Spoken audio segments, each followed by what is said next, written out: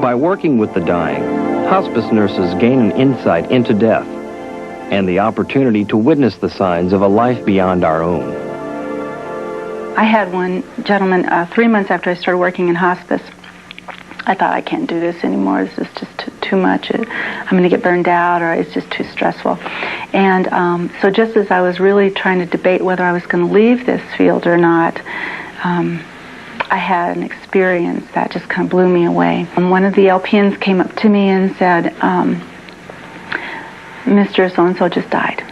And so I took that information and we said, all right, we'll call a physician and call the coroner and get all the information that we need. And I was walking down the hall making bed checks and sure everybody was okay. And this one old fellow was climbing out of bed. He was really out of pain control. And I was thinking, you know, we need to just get him settled down. And I walked into the room and I said, let me help you get taken care of. And he said, I got to get out of here. And I said, I understand, you know. And he said, I have to die. And I said, you know, I would probably want to die too if I had that much pain. And let me help you. Let me see what we can do. He said, no, you don't understand. He said, I have to die. And I said, well, I don't know where it came from. And I said, well, you have to wait till you get your own invitation. Sometimes just because we want to die doesn't mean we get to die. We have to wait until it's time. Well, that guy down there just got his invitation. He said, I knew him from Lyman. And I said, what do you mean? And he said, well, he just shuffled by here. And hair on the back of my neck stood up, and I said, I thought that was a curious term, shuffle by. And he said, I want you to go get my son. He said, I knew him from Lyman when we were kids. And he said, and he just shuffled by, and he points from his door to the window and how it crossed in front of his bed. And I thought, boy, there's a lot I don't know yet. I had a kid that I lost last week who saw horses, that he saw a horse. And his dream was about 2 weeks before he died. He was on this big brown horse. And they were going through this field, and it was very smooth. It wasn't like a gallop, but they weren't flying. And he said that all of a sudden they kind of jumped over a barrier, and when they landed in a riverbank that had overflowed its beds. And it stopped. The horse stopped and turned sideways, waiting for this kid to tell him which way to go, whether to go into the woods or out of the woods. And I asked him which way he chose, and he said, well, we went out. And I said, what do you think would have happened if you'd gone into the woods? He said, I think I'd have been gone. And I told him I thought he would too. And I told him that horse would probably come back for him. When it was time for him to go, that horse would be the one to come back. Well, that afternoon, his mom was washing dishes, and the horse came. And she went to talk to him. And she asked David if his horse was there, and he said yes. And she said, I think he's probably here to get you. And she said, I think so too. And within 2 hours, he had gone. He had died on his horse. You feel a presence. You feel something is in the room. You know that there's something there. And one time there was this man, and he was really, really close to death. And he was very, very weak. And he looked up, and he was looking at something, and he looked very, very scared. And the nurse said to him, it's okay. They're there to help you. They won't hurt you. And he put his hand up. And he had his hand up like somebody was holding it. And he did this for a few minutes.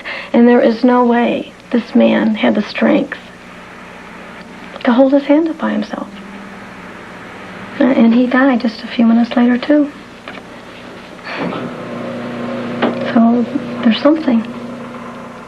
I had one really neat fellow that we were taking to the hospice unit, and he was really close to dying, and his son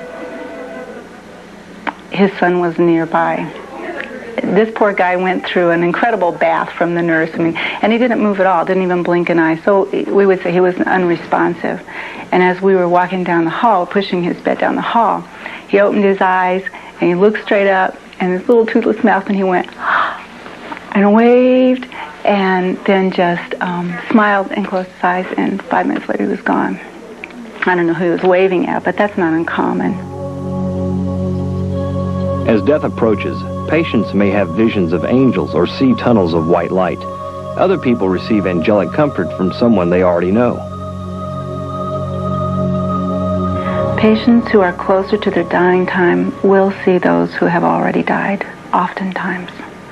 They'll talk about dead grandparents sitting at their bedside, brothers who've died before. I'm not so certain that we just see spirits running around. I don't really believe that. I've never heard anything that scary, but I have heard of a lot of patients who are very afraid of dying talk about seeing a father-in-law in the kitchen. And that would scare me out of my mind, but they're not afraid. And it really made me realize about how they're just sort of drifting to the other side. They have one foot here and one foot somewhere else. And a patient who's very frightened will tell you that. And yet for some reason it doesn't bother them. That bothered me.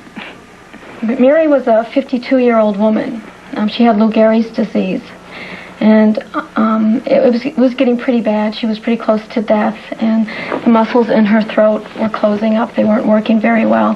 And she had this fear that she was going to drown, which is essentially was a real possibility for her.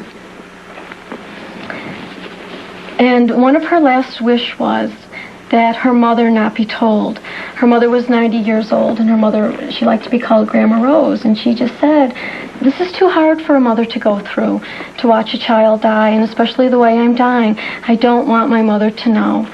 Now, the family was in conflict with this, but it was her last wish, so what could they do?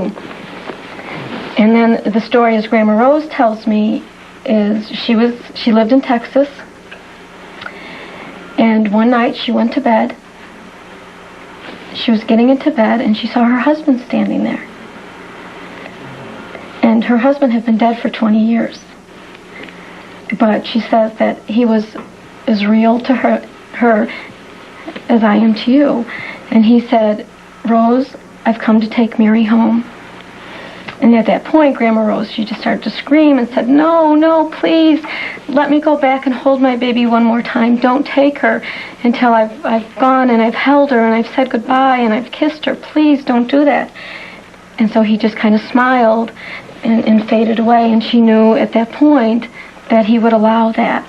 So she got on the next plane, and she came to Denver, and for 3 days she stayed with her daughter, and she told her stories, and she combed her hair, and she gave her bath, and she was holding her daughter when she died, and I was there, and she just looked at me, and she said, you know, I brought her into the world, and it's only right that I'm with her when she goes out. And that would have never happened if Mary's husband wouldn't have come to her and told her that he was taking her home. Like one person said to me, oh, it's easy for you to say it's going to be peaceful. You're not going to die. You know, and you know, you're right. All I know is what I see, and all I know is that somewhere along the line, you're not going to be afraid anymore. Somewhere in those last hours, it's going to go away. And somebody will throw you a lifeline.